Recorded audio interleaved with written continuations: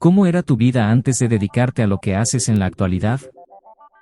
Bueno, ¿cómo era mi vida antes de empezar este camino?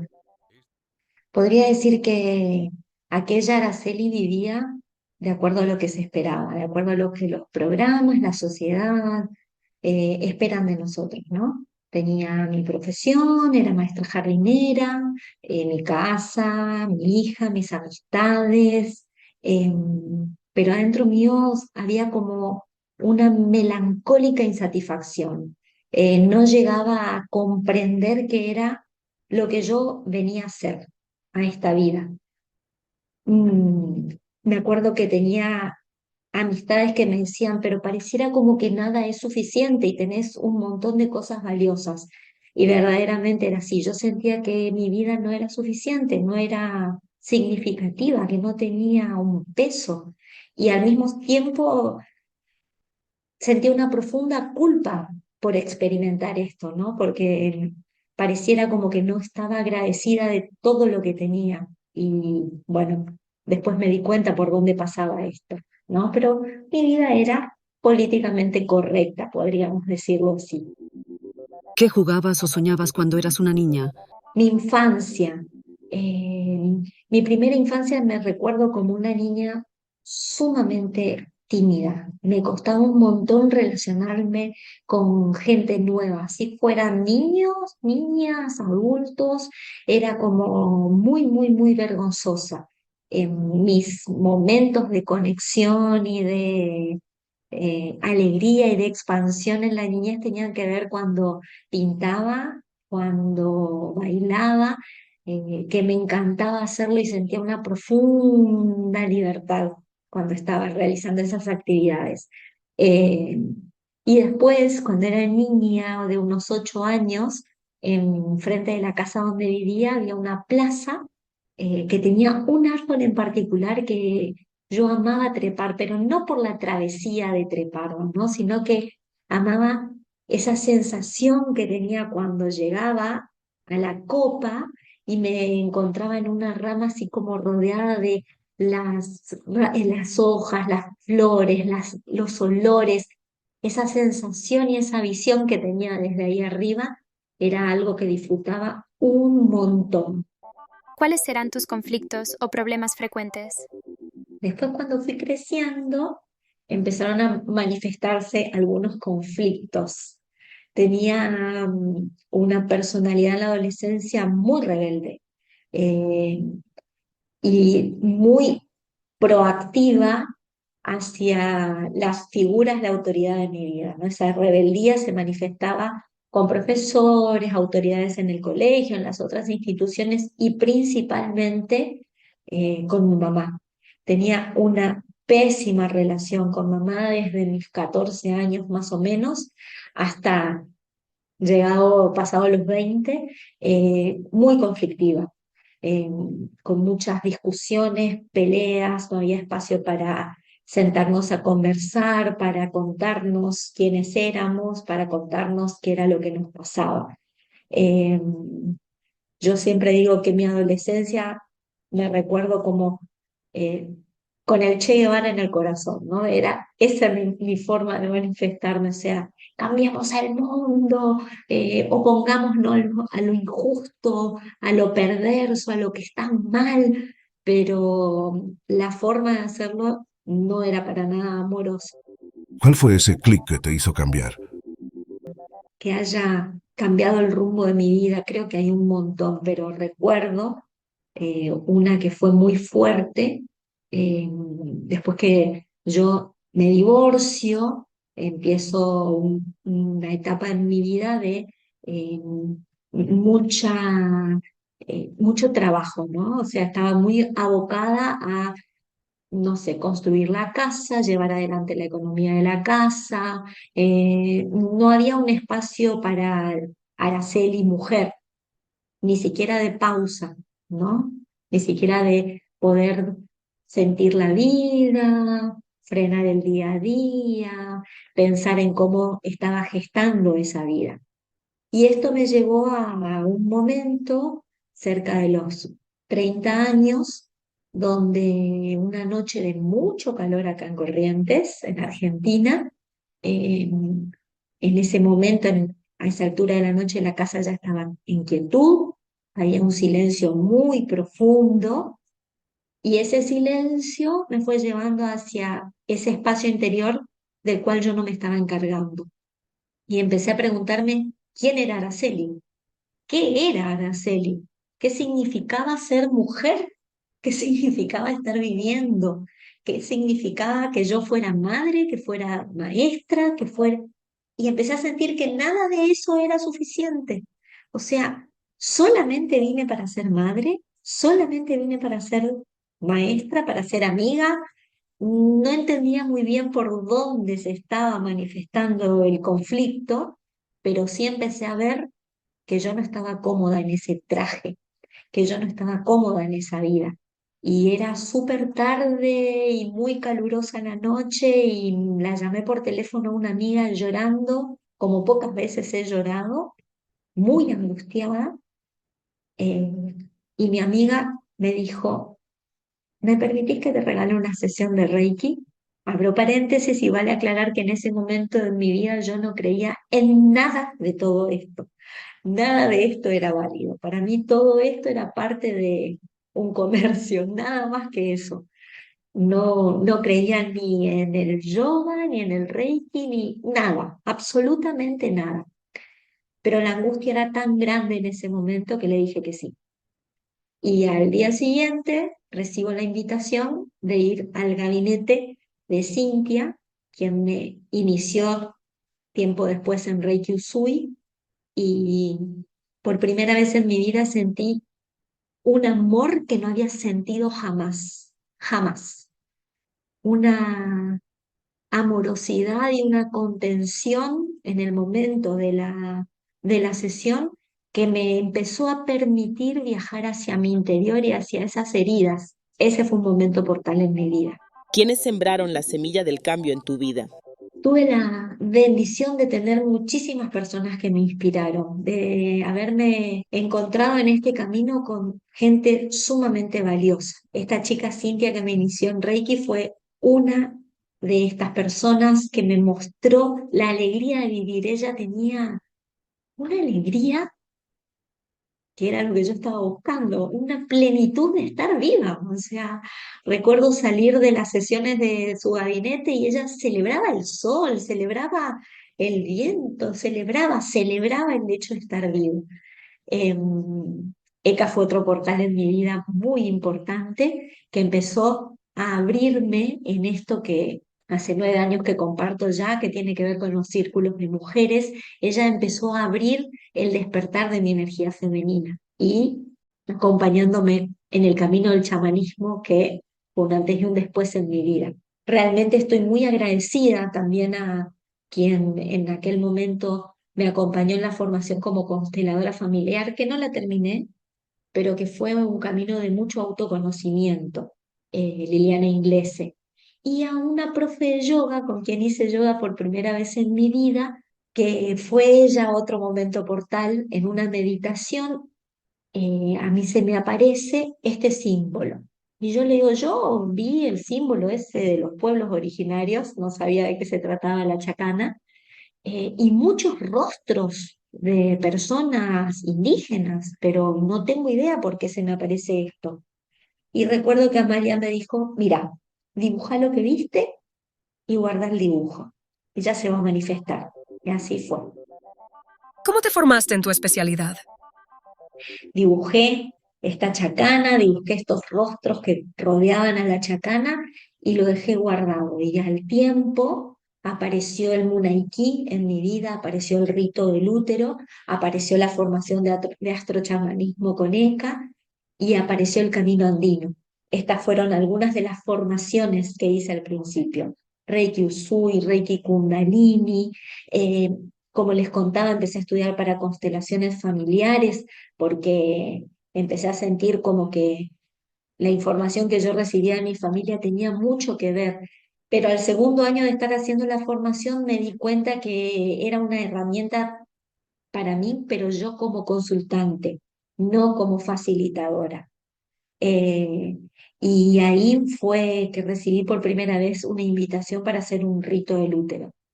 Fue tan fuerte la experiencia de sentir esa comunidad y esa comunión que se dio con otras mujeres en esa meditación enorme, en esos ejercicios, en esa puesta en común después. Fue tan fuerte la experiencia de vivir y revivir y revisar las memorias que porto yo en mi biología, en mi inconsciente, en mi alma, que responden a la historia de mi familia, de las mujeres que me predecieron. Eh, Fue tan fuerte ese taller que lo tomé 4 veces y en cada experiencia, en cada taller, en cada encuentro del rito del útero que hacía, descubría algo más, algo más. Y eh, esos talleres fueron facilitando un nuevo espacio de conversación y de conocimiento con mamá, porque las cosas que yo empezaba a sentir así de orgánicas, como cuando era chiquitita y tenía visiones y mi familia se lo otorgaba, que era parte de mi imaginación, yo empecé a hacerme caso a esto que sentía, ¿no? A esto, a estos dolores que cuando estaba meditando en el útero de mi bisabuela, a esta tristeza, a esta angustia, a estos ascos que sentía cuando pasaba de útero en útero. Y esto me llevó a ir preguntándole a mamá qué había pasado en la historia de estas mujeres. Eh, y realmente fue sanando primero desde ese lugar la relación con ella, fue sanando la relación conmigo y fue poniendo una nueva información, recordando lo que significa y lo enriquecedor que es cuando las mujeres nos reunimos. Y así fueron llegando a mí las formaciones como facilitadora de círculos de mujeres, llegó el Munaiki y luego llegaron las iniciaciones más tradicionales en la cosmovisión andina, de la mano de la Orden del Incari y también desde el linaje de Juan e Iván Núñez del Prado, donde recibí la iniciación como Pampa Mesayo. Y fui encontrando en estos espacios de círculo de mujeres el lugar donde recordar me traía felicidad, el lugar donde generar ese espacio de sanación entre mujeres me traía equilibrio entre lo femenino y lo masculino. Y empecé a sentir los cambios en mí, los cambios en mi entorno y los cambios en las mujeres que se acercaban a estos círculos. Es como una de las motivaciones más grandes en mi presente, generar el cambio sano, amoroso y trascendental desde nosotras, desde las mujeres. Luego vino la formación en decodificación bioemocional, que me permitió acompañar entonces de manera individual tanto a mujeres como a hombres que buscan entender el para qué viven lo que están viviendo y así poder poner una nueva información, tanto en sus árboles genealógicos, en su vida, entendiendo que si sanamos, si sano yo, sanan todos, entendiendo esta red, este tejido del cual somos parte. ¿Qué te motiva a ser parte de esta comunidad? ¿Qué me motivó a formar parte de la nueva era? Cuando Eka me hace la propuesta de formar este tejido con estas otras almas, estos otros seres amorosos, sentí que era la respuesta que yo venía buscando al camino, que hasta ahora venían como muy en solitario, ¿no? De acompañar, de generar cambios, de generar procesos de transformación en la vida personal y en la vida de los otros, ¿no? De acompañar, de ser testigo de esos cambios, de esos procesos de transformación y sanación. Y siento fuerte que la humanidad ahora nos pide absoluta responsabilidad con nuestro camino individual, pero dentro de una comunidad, dentro de un ser parte de una red, de un tejido de amor que pueda generar la fuerza, la masa crítica, la fuerza de transformación de la humanidad.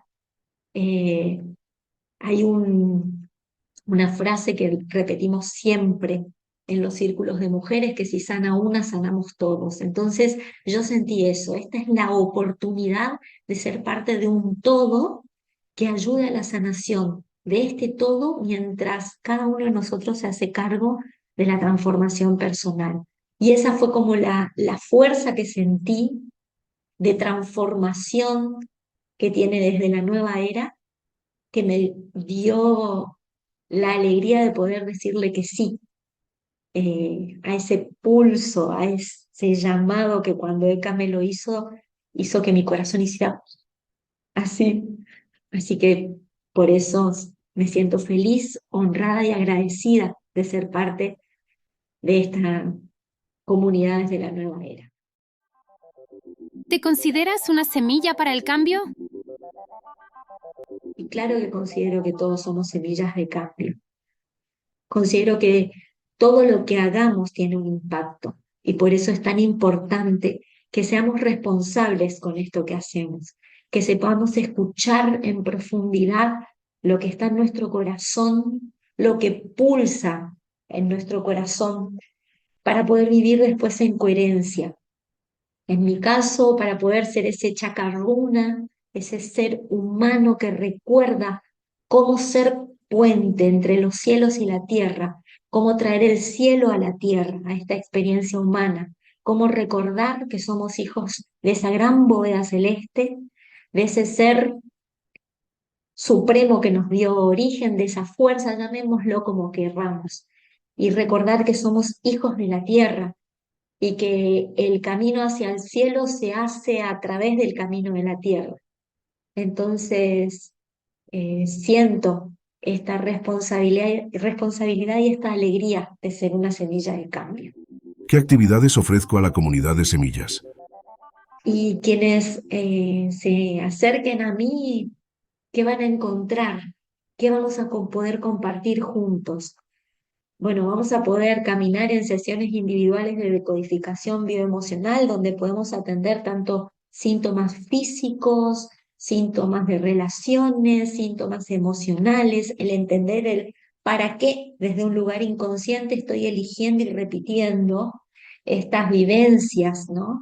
Y, y en estos caminos individuales vemos qué emoción activa esa información que está en distorsión con lo que deseo para mi vida, la vamos a buscar dentro de nuestra vida intrauterina, haciendo una regresión al útero, que siempre hay mucha información durante el tiempo de nuestra gestación y nuestros 3 primeros años de vida, esta etapa que se llama proyecto sentido, y como lo dice, va a ser lo que le va a dar cierta direccionalidad a mi vida después, cierto sentido al proyecto de vida. Y después vamos a buscar estas memorias en nuestro árbol genealógico, viendo a qué le estamos siendo fiel, a quién le estamos siendo fiel, que no lo pudo ser distinto antes y que nos está pidiendo a nosotros que seamos los valientes que pongamos una nueva información en el clan. También vamos a encontrar talleres que tengan que ver con la sanación del linaje materno, con el rito del útero, sanación del linaje paterno, con el rito del corazón, círculos de mujeres, y seguramente van a ir surgiendo más encuentros que tienen que ver con la sagrada tradición andina, como talleres de saumo y limpieza energética, meditaciones para equilibrar los 4 elementos en nosotros, los 4 dadores de vida. Eso es lo que yo tengo para compartir con ustedes. ¿Cuál es tu mensaje inspirador de cierre?